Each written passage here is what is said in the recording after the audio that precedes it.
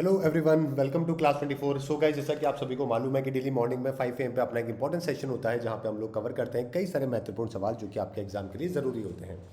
आज के सेशन में भी मैं आपको 10 से 12 महत्वपूर्ण सवाल है जो कि कवर करवाऊंगा, और ये आज के सवाल होंगे, यानी कि आज हमारा डेट है 30 नवंबर। तो 30 नवंबर के सारे क्वेश्चन है जो कि हम लोग कवर करेंगे। मेरी आप लोगों के लिए 3 क्लास होती है, सुबह 5 बजे, 7 बजे और 8 बजे। दोस्तों, इन क्लास को ज्वाइन करना मत भूलिएगा, बहुत ही महत्वपूर्ण होती है। इस क्लास की पीडीएफ आपको क्लास 24 पे मिलेगी, और साथ में इस क्लास से संबंधित आपको 10 क्वेश्चन भी क्लास 24 पे मिलेंगे। क्वेश्चन ऑफ द डे के बारे में बात करते हैं। अहिल्या किला, अहिल्या फूट, ये कौन से राज्य में स्थित है, ये आपको बताना था। कल मैंने आपसे पूछा था, तो एमपी के अंदर दोस्तों ये स्थित है। इसके बारे में डिटेल में चर्चा हमने कल की क्लास में ही वैसे कर ली थी। ऑलराइट, सबसे पहले दोस्तों कोट ऑफ द डे भी देख लेते हैं, जो कि यहाँ पे लिखा हुआ नहीं है। देखो, कोड ऑफ द डे के बारे में बात करते हैं, जो कि है आपके स्ट्रगल के बारे में। देखो, जब हम लोग स्टूडेंट लाइफ में होते हैं ना, तब डेली एक नया प्रकार का स्ट्रगल है जो कि होता है, और सबसे मुश्किल स्ट्रगल होता है सुबह जल्दी उठ के पढ़ाई करने वाला। एक दिन उठ पाएंगे, 2 दिन उठ पाएंगे, उसके बाद में नहीं उठ पाएंगे। देखो, आपको सबसे पहले ये पता करना पड़ेगा कि आपका पैटर्न क्या है। दोस्तों, आपके हर एक आदमी का कोई ना कोई एडवांटेज होता है, या तो कोई सुबह जल्दी उठ सकता है, या फिर कोई नाइट में जल्दी लेट तक जो है वो पढ़ सकता है। मेरी ज़िंदगी में मुझे सुबह वाला पसंद आया हमेशा, तो मैंने सुबह फॉलो किया। आज भी सुबह जल्दी उठता हूँ मैं। आपकी ज़िंदगी में अगर आपको नाइट वाला फॉलो करना है तो कोई दिक्कत नहीं है। रात के 2 से लेकर रात सुबह के 2 बजे, रात के 10 से लेकर 2 बजे तक का ये आपका टाइम होना चाहिए, जिसमें आपको कोई डिस्टर्ब नहीं करेगा। वैसे मॉर्निंग में सुबह 5 से लेकर 10 बजे तक का ये आपका टाइम होना चाहिए, जहाँ पे आपको कोई डिस्टर्ब नहीं करेगा। अगर आप में से इन दोनों को में से आपने एक को फॉलो नहीं किया, तो यकीन मानिए आप ज़िंदगी में बहुत बड़ी गलती कर रहे हैं, और ये स्ट्रगल आपका ज़िंदगी भर ही है जो कि चलता रहेगा।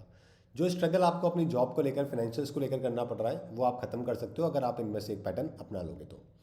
आज का पहला सवाल देखते हैं। प्राइमरी रोल आपको बताना है सर्ट इनका, कंप्यूटर इमरजेंसी रेस्पॉन्स टीम का काम क्या होता है। रिसेंटली दोस्तों आरटीआई एक्ट में से इसको एग्जम्पशन है जो कि दे दी गई थी, समझ गए। आज भी न्यूज़पेपर में इसके बारे में चर्चा में आया है। तो आंसर क्या हो जाएगा, ये साइबर सिक्योरिटी है जो कि दोस्तों देखती है।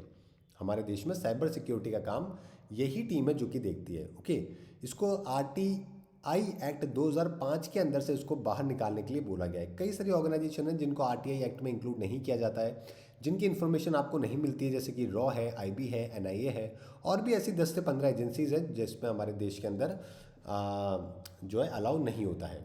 इसी से संबंधित सेकंड क्वेश्चन भी है। कौन से सेक्शन के तहत आरटीआई एक्ट 2005 के तहत सर्ट इनको एग्जम्पशन है जो कि किया गया, ये आपको बताना है। तो यहाँ पे जो एग्जम्पशन किया गया है ना, वो सेक्शन 24 का जो सेकंड क्लॉज है आरटीआई एक्ट, उसके तहत दोस्तों एग्जम्पशन है जो कि किया गया है, समझ गए। सेंट्रल गवर्नमेंट जो है वो चेंज कर सकती है शेड्यूल बाय एडिंग और रिमूविंग इंटेलिजेंस, या फिर कोई security organisation government of India का कोई सेक्शन 24 के माध्यम से। तो ये पावर है जो कि इनको मिली हुई है। करप्शन, ह्यूमन राइट वायलेशन, है ना, इन सब चीज़ों के ऊपर ये अप्लाई नहीं होता है। पार्लियामेंट के पास में दोस्तों पावर होती है, वो नोटिफिकेशन जारी करके सेकंड शेड्यूल जो है वो चेंज कर सकते हैं। ठीक है, ये बात आपको ध्यान रखनी है। हमारे यहाँ पे दोस्तों ऐसी 26 और टोटल एजेंसीज है जो कि इनको एग्जम्पशन यहाँ पे मिला हुआ है। नारकोटिक्स कंट्रोल ब्यूरो है, डायरेक्टरेट ऑफ एनफोर्समेंट है, ये सब। सर्ट जो है 2004 में इसका काम करना स्टार्ट हुआ था। साइबर सिक्योरिटी को ये हैंडल करती है, देश के अंदर सिक्योरिटीज़ को, ये साइबर सिक्योरिटी को मैनेज करती है। आरटीआई एक्ट दोस्तों, आरटीआई एक्ट आपके जो पावर मिलती है राइट टू इन्फॉर्मेशन की, वो आर्टिकल 19(1)(a) से ए का भी जो है ना, उससे इनको पावर है जो कि मिलती है, जिसमें freedom of speech and expression की बात होती है। उसने दोस्तों फ्रीडम ऑफ इंफॉर्मेशन एक्ट इससे पहले 2002 में हुआ करता था, उसको रिप्लेस कर कर है जो कि इसको लेके आए थे। कौन सा था जिसके माध्यम से आया, Raj Narayan versus state of UP. ये केस है जो कि सुप्रीम कोर्ट में चला, जिसको आरटीआई एक्ट को आर्टिकल 19(1)(a) के अंदर इंक्लूड किया गया। 30 दिन के अंदर आपको इन्फॉर्मेशन है जो कि देनी होती है, ठीक है, और 48 आवर्स में भी देनी होती है अगर लाइफ या लिबर्टी से कोई रिलेटेड हो तो। पब्लिक इन्फॉर्मेशन ऑफिसर होते हैं जो कि आरटीआई एक्ट के इंप्लीमेंटेशन के ऊपर काम करते हैं। अगर वहाँ आपको 30 दिन में नहीं मिली तो आपको अपील करने के भी पूरे चांसेस है जो कि इसके अंदर मिलते हैं, समझ गए। चलिए, 2008 के सिविल सर्विसेज के अंदर मेंस के अंदर सवाल है जो कि ये देखने को मिला था। नेक्स्ट सवाल है, नासा का साइकी स्पेसक्राफ्ट का प्राइमरी मिशन क्या है दोस्तों। नासा के साइकी अंतरिक्ष यान का प्राथमिक मिशन क्या है। देखो, प्राथमिक मिशन है इसका एक्सप्लोर करना साइकी एस्ट्रॉयड को, जो कि मार्स और जुपिटर के बीच में देखने को मिलता है। समझ गए मेरी बात? मार्स और जुपिटर में जो देखने को मिलता है उसके बारे में पता करना। ठीक है, तो आपका यहाँ पे आंसर हो जाएगा। ये एक रेयर मेटेलिक एस्ट्रॉयड है जो कि ऐसा निकेल आयरन का कोर है इसका, और ये मार्स और जुपिटर के बीच में है। ठीक है, तो ये बात आपको यहाँ पे ध्यान रखनी है, इंपॉर्टेंट है। चलिए, ठीक है। और कितना दूर है ये? करंटली 16 मिलियन किलोमीटर दोस्तों। कितना? 16 मिलियन किलोमीटर दूर है स्पेस के अंदर, है ना। सक्सेसफुली इसने क्या किया है, एक लेज़र सिग्नल है जो कि अर्थ के ऊपर भेजा है।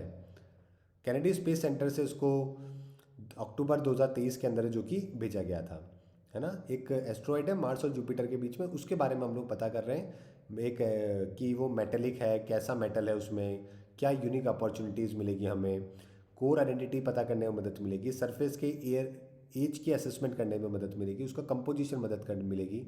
समझ गए? उसका टोपोग्राफी कैसा है, ये सारी चीज़ें हैं जो कि हमें इसमें जानकारी मिलेगी। ओके, इसको बोलते हैं डीप स्पेस ऑप्टिकल कम्युनिकेशन, कि आप दूर से भी जो है वो सिग्नल है जो कि पा सकते हो अगर आप इस तरीके से कम्युनिकेशन करते हो तो। चलिए नेक्स्ट है, साउथ ईस्ट एशिया का फर्स्ट नाइट स्काई सेंचुरी कहाँ पर सेटअप करी गई है? ये तो मैंने आपको बता ही दिया था दोस्तों कल परसों भी, कि लद्दाख के अंदर इसको सेटअप है जो कि किया गया है ना। गांव है यहाँ पे एक हेनले विलेज, वहाँ पे नाइट स्काई ऑब्जर्वेटरी है जो कि बनाई गई चैंगटैंग वाइल्ड लाइफ सेंचुरी के पास में। Indian institute of astrophysics Bengaluru के द्वारा दोस्तों इसको बनाया गया, 1000 किलोमीटर स्क्वायर के एरिया के अंदर है। एस्ट्रो टूरिज्म को बढ़ावा देने के लिए इसको ऐसा किया गया है। वर्ल्ड का हाईएस्ट लोकेटेड साइट है, ऑप्टिकल इंफ्रारेड और गामा रे टेलीस्कोप की है।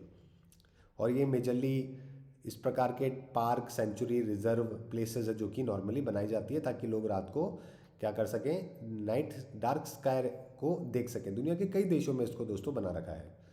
चलिए नेक्स्ट सवाल है, उसका नेक्स्ट सवाल भी इसी से संबंधित है कि डार्क स्काई सेंचुरी किसको घोषित करी जाती है? तो ये उन जगह को घोषित करी जाती है दोस्तों जो कि पृथ्वी पे बहुत ही अत्यंत दुर्गम है और सबसे अंधेरे वाले स्थान है, ताकि आप यूनिवर्स को जो है ना, प्लान बाकी सबको बहुत ही इजीली रात को देख सको। नेक्स्ट सवाल आपका देखते हैं, बीसीसीआई के हेड कोच का टेन्योर 2 साल का एक्सटेंशन किसका किया गया है? पिछले 2 साल से दोस्तों कोच थे इंडियन टीम के राहुल द्रविड़, इनको एक्सटेंशन है जो कि मिल गया है और 2 साल का, तो बी आपका बिल्कुल सही आंसर होगा। ठीक है, अब नेक्स्ट ईयर आपका T20 वर्ल्ड कप है तो वो यहाँ पर ये देखने वाले हैं। चलिए, हाउ मेनी मोर ईयर्स यौन अपराधों से संबंधित मामलों के लिए गठित फास्ट ट्रैक स्पेशल कोर्ट को कितने वर्षों तक जारी रखने की मंजूरी मिली है? तो फास्ट ट्रैक कोर्ट जो है ना, इनको दोस्तों 3 साल की और मंजूरी है जो कि रिसेंटली मिल गई है। ठीक है, 3 साल और है जो कि आगे बड़े काम करेंगे। वर्ल्ड का 8th वंडर दोस्तों किसको बताया गया है? 8th वंडर ये आपको बताना है।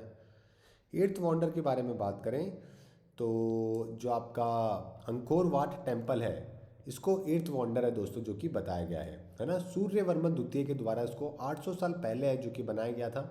वर्ल्ड का सबसे बड़ा टेम्पल है, 500 एकड़ के अंदर फैला हुआ है, यूनेस्को वर्ल्ड हेरिटेज साइट भी है। 12वीं शताब्दी में दोस्तों इसको बनाया गया था। पहले टेम्पल था, बाद में इसको बुद्धिस्ट साइट है जो कि बना दिया गया। फर्स्ट एयरलाइन जो कि नोएडा इंटरनेशनल एयरपोर्ट से अपनी फ्लाइट चालू करेगी, नोएडा इंटरनेशनल जेवार जिसका नाम दिया गया है, तो इंडिगो एयरलाइन से जो कि यहाँ पे सबसे पहले फ्लाइट स्टार्ट करेगी। ओके, एमओयू उन्होंने कर लिया है।